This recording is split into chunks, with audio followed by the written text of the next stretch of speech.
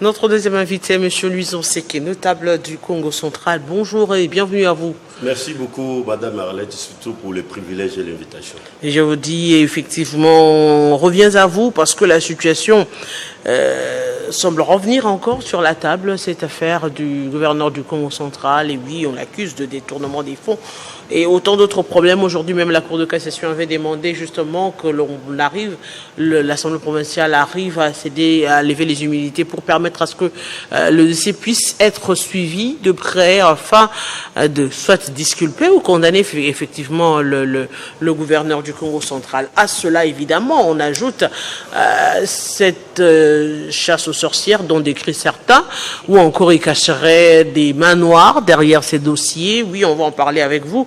Alors, que reproche-t-on effectivement au gouverneur du Congo central? D'abord, merci Madame Arlette pour cette opportunité. Et avant toute chose, j'aimerais saluer les Nécongos qui nous suivent un peu partout à travers le monde, et plus particulièrement au Congo central. Alors, bien avant cela, j'aimerais aussi solliciter votre indulgence, d'ouvrir une petite parenthèse que je vais refermer très rapidement. Vous savez, le président de la République, Excellence Félix Tshisekedi Tshilombo, a été élu en 2023, réélu plutôt sur base de des promesses essentielles. Et donc, d'une part, on avait des attentes essentielles, principales du côté de la population, et de l'autre côté, il y avait des promesses essentielles que le président de la République avait données au peuple congolais. Et j'ai eu le privilège d'accompagner le président de la République à ce moment-là, pendant la campagne électorale des élections de 2023. Nous étions au Congo central, un peu partout ailleurs. Et de Mwanda jusqu'à Kazangoulou, j'étais avec le président de la République. La population ne demandait que des choses. Premièrement, la fin de la guerre à l'est de notre pays. Et deuxièmement, la baisse du dollar américain. Et donc, aujourd'hui, si vous regardez, vous allez comprendre, vous comprendrez que le président de la République est en passe de réussir ses paris. Parce que déjà à l'Est, après la signature des accords, bien sûr, de paix entre le Rwanda et la République démocratique du Congo de Washington le 4 décembre dernier, le président de la République est à 95% déjà d'imposer la paix à l'Est de notre pays. Ça, et de deux, pour satisfaire bien sûr les besoins de la population, concernant la baisse du dollar américain, le président de la République a choisi un de ses collaborateurs, à la personne bien sûr de son excellence André Wameso, l'actuel gouverneur de la Banque centrale du Congo. Le président de la République lui a confié cette mission-là, de rencontrer l'attente principale de la population congolaise. Et aujourd'hui, c'est chose faite parce que nous avons, remarqué que Excellence André Wameso arrive à stabiliser la monnaie nationale. Et nous apprenons, pour la première fois peut-être dans notre histoire économique, que la monnaie nationale peut s'apprécier aussi au détriment, bien sûr, du roi dollar. Qu'est-ce que je veux dire par là? Nous avons des autorités au niveau de la province du Congo central, mais qui refusent d'assumer véritablement les responsabilités. Ce qui se passe au niveau du Congo central, ça n'a rien à voir avec la chasse aux sorcières dont vous avez fait allusion tout à l'heure. Nous avons un problème. Nous avons un gouverneur qui aujourd'hui totalise presque 2 ans à la tête de la province, mais qui a refusé de rendre compte de sa gestion près de 2 ans passés. Alors, la population a parlé. Vous le savez mieux que quiconque. J'ai passé ici de temps en temps pour tirer la sonnette d'alarme. Alors, aujourd'hui, qu'est-ce qui se passe? En 2025, c'était au mois de juillet, le 22 juillet 2025. Il y a un des notables du Congo central, un certain monsieur Joseph Mabanga, écrit au président de la République par rapport aux soupçons de détournement qu'on constatait au niveau de la province du Congo central. Monsieur Mabanga écrit au président de la République. Et en contrepartie, le président de la République, parce que Mabanga avait bien étoffé son rapport qu'il avait déposé à la présidence, avec des preuves bien sûr de détournement. Et qu'est-ce qui va advenir? Le président de la République, à son tour, va saisir, va donner l'ordre à l'inspecteur général de finances, chef des services, à travers bien sûr son directeur de cabinet. Alors, l'IGF va diligenter les enquêtes au niveau du Congo central. À l'issue de ces enquêtes-là, les rapports ont été étoffés. Les rapports n'étaient pas destinés au gouverneur du Congo central, les rapports étaient destinés à qui des droits. Alors, après les rapports, on constate que ce que M. Mabanga avait dénoncé était proche de la vérité. Alors, pour ne pas se faire justice, le parquet près la Cour de cassation s'est saisi de cette affaire en sollicitant l'autorisation à l'Assemblée provinciale du Congo central de libérer M. Grace Bilolo pour qu'à son niveau, qu'ils aient plus d'éclairage par rapport à ces dossiers. Parce que nous, la population, nous avons un sérieux problème parce qu'un gouverneur qui a géré notre province et durant l'année 2024-2025, je vais peut-être vous faire une petite trajectoire rétrospective, notre gouverneur a sollicité l'autorisation au niveau de l'Assemblée provinciale pour recourir à l'emprunt. Donc prendre un peu quelques moyens pour booster le développement de notre province. Bon, au début, nous l'avions dénoncé, parce que c'était 20 millions de dollars américains. C'était beaucoup. Nous avons essayé de dénoncer, mais en fin de compte, l'Assemblée provinciale avait autorisé cet emprunt. Alors, en dehors de cet emprunt, M. Grace Bilolo recevait régulièrement, je dis bien régulièrement, la redevance pétrolière. C'est une redevance qui varie entre 800 à 1 million de dollars américains chaque mois. En dehors de ça, nous avons une assiette au niveau de la province du Congo central, la DGRKC, qui génère aussi des recettes. Alors, après un moment, la même assemblée qui avait autorisé cet emprunt revient, une année après, revient pour poser des questions à M. Grace Bilolo. Comment avez-vous utilisé l'argent de cet emprunt? Vous savez la réaction? M. Grace Bilolo refuse catégoriquement de rendre compte de sa gestion. Refuse catégoriquement d'être redevable vis-à-vis de l'Assemblée provinciale, vis-à-vis des élus provinciaux. C'est cela le vrai problème. Et donc, il n'y a pas une chasse aux sorcières, il n'y a pas une quelconque déstabilisation. Au lieu d'assumer ses responsabilités, il préfère maintenant utiliser ce qu'on appelle la politique de bouc émissaire. Moi, je suis responsable de rien, ce sont les autres qui cherchent à manipuler, je ne sais pas, l'Assemblée provinciale ou encore la notabilité pour déstabiliser la province. Il n'y a rien de politique là-dedans, évidemment.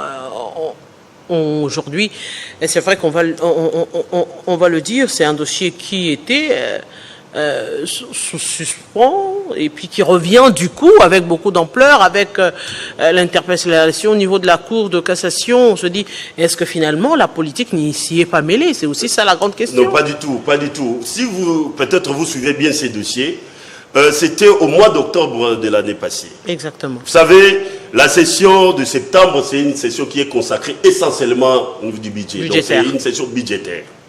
Alors, qu'est-ce qui va se passer? Les honorables députés provinciaux, l'Assemblée provinciale du Congo central, va inviter M. Grace Bilolo, gouverneur de son État, à travers une interpellation, qui est un des moyens, bien sûr, de contrôle mis à la disposition, bien sûr, des députés provinciaux. Grace Bilolo, à son tour, va boycotter l'invitation. Pourquoi? On ne sait pas. Ça, c'est la première des choses. La deuxième des choses, au mois de décembre, début décembre, Grace Bilolo devait défendre son budget, c'est-à-dire le dit budgétaire exercice 2026. Il vient déposer le budget. Alors, pendant les débats, Grace Bilolo devait revenir pour défendre maintenant ses budgets, que lui-même a élaboré, c'est-à-dire à travers ses services, bien sûr. Mais cette fois-là, Grace Bilolo va encore boycotter. Et donc aujourd'hui au Congo central, nous avons un gouverneur qui a été incapable de défendre son propre budget. C'est cela le vrai problème que nous avons aujourd'hui. Rien à voir avec une quelconque manipulation. Mais alors, c'est plutôt un gouverneur qui a démontré ses limites à tous les niveaux. C'est cela le vrai problème que nous avons. S'il n'est pas arrivé à venir défendre ce budget, il a été voté. Non, il a procédé par un mécanisme. Quel mécanisme? Il a publié un arrêté. Il a publié un arrêté qui est entré en vigueur, bien sûr, le 1er janvier. Alors qu'il y a l'Assemblée provinciale, quel est le mécanisme autre que défendre son budget pour que ce budget puisse être voté, évidemment, puisse être déposé au niveau ici à Kinshasa? Le problème, Madame Arlette, nous devons être responsables de nos actes. Vous ne pouvez pas prétendre gérer les biens communs. Vous ne pouvez pas prétendre gérer un patrimoine commun sans préalablement être redevable. Ici, il est question du devoir de redevabilité. Nous demandons, l'Assemblée provinciale bien sûr, demande tout simplement à M. Grace Bilolo d'être redevable vis-à-vis des actes qu'il a pu poser durant l'année 2024-2025. N'ayant pas répondu à l'invitation, bien sûr, de nos députés provinciaux, nous on savait, en avant-gardiste, on tirait déjà la sonnette d'alarme. Plus les soupçons de corruption montent, plus à un moment donné la justice va se saisir de ces dossiers. Et nous en sommes là aujourd'hui. Et d'ailleurs, c'est une occasion pour moi de demander à l'Assemblée provinciale du Congo central de faire son travail à toute responsabilité, à toute indépendance. Parce que après 2 ans durant, à la tête de notre province, ni les députés provinciaux, ni la population du Congo central, personne ne sait de ce que Grace Bilolo a fait de 20 millions de dollars empruntés au niveau des banques commerciales. Personne ne le sait. Et d'ailleurs, pour terminer peut-être comment il va le rembourser si l'on ne sait pas qu'est-ce qu'il en a fait et puis les mécanismes de remboursement?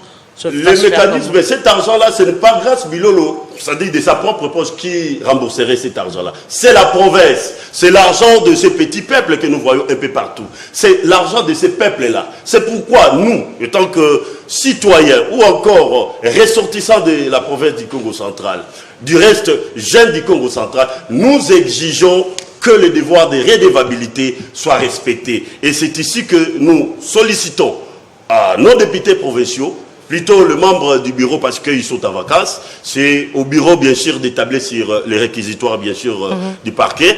Alors nous sollicitons que les députés provinciaux puissent libérer M. Grace Bilolo. Pas parce qu'on a besoin de les tuer, pas parce qu'on a besoin de régler des comptes à M. Grace Bilolo. Non, c'est tout simplement parce que nous avons besoin, nous la population, nos députés, et l'opinion ont besoin aujourd'hui de voir clair de ce que Grace Bilolo a fait de l'argent des petits peuples. Parce que, vous savez, plutôt Madame Arlette, je vais terminer peut-être par là. Lorsque vous empruntez de l'argent, nous on supposait que cet argent-là allait être affecté dans c'est-à-dire que secteurs prioritaires de notre vie publique au niveau de la province. Mais malheureusement, cet argent-là, aujourd'hui, laisse aucune trace. Alors que, ça dit qu'en économie, je vais rappeler ces principes. Moi, mon professeur de l'économie politique me disait toujours que les besoins de l'homme sont illimités. Tandis que le moyen pour satisfaire ces besoins-là, c'est ces moyens-là qui sont limités. Et c'est pourquoi vous devez avoir la capacité de faire des choix rationnels. Lorsque vous empruntez de l'argent pour le compte de la province, cet argent-là doit servir à quelque chose. Mais aujourd'hui, cet argent-là ne laisse aucune trace. De Kazangoulou jusqu'à Mwanda, vous ne trouverez aucune trace laissée par 20 millions de dollars américains. Alors aujourd'hui, lorsque la population exige l'éclairage sur cette question-là, on cherche à instrumentaliser nos Mbouta. Quel est le Mbouta du Congo central qui n'a pas été insulté par le pouvoir de Grace Bilolo? De Mbouta Mbachi jusqu'à Patrick Yala, tout le monde a été insulté. Pas si longtemps qu'avant-hier, votre confrère Christian Lusakweno a donné simplement, diffusé simplement une bonne information au bon moment concernant les réquisitoires adressés à M. Grace, plutôt à l'Assemblée provinciale. Il a été, ça dit qu'il a essuyé des injures de tout genre.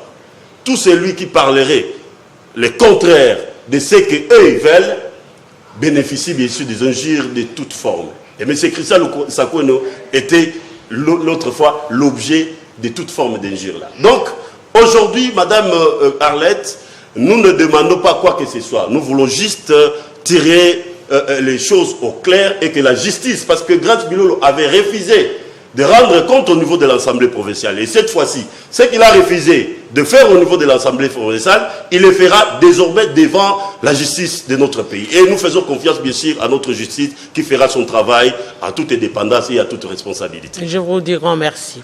C'est moi qui vous remercie, Madame Arlette. Aimables téléspectateurs, vous l'avez compris, on parlait justement de ce dossier au niveau du Congo central avec le gouverneur du Congo central, Grace Bilolo, oui, qui est sur la sellette, et l'Assemblée provinciale a finalement accepté de livrer le gouverneur à la Cour de cassation pour qu'il réponde de ce dont il est accusé. Eh bien, on en saura un peu plus avec dans l'avenir, allais-je dire. Grand merci à vous et grand merci à tous les téléspectateurs d'avoir été de nôtres pendant plus ou moins 50 minutes d'actualité, d'échange ici sur ce plateau avec Kinshasa Direct. Je rappelle qu'au premier, nous avons reçu le professeur Vincent de Paul Olelaï, qui était historien. Avec lui, on a justement parlé de la question des délimitations des terres congolaises, mais également la question de la nationalité, qui est congolais, qui ne l'est pas. C'était un réel plaisir, madame le téléspectateur, d'être de vôtre dans quelques instants. Grâce Salambo, de l'autre côté du plateau, va prendre l'antenne pour justement la grande édition du journal. Et avec nous, on se retrouve très prochainement avec le même plaisir sur Télé 50, bien sûr.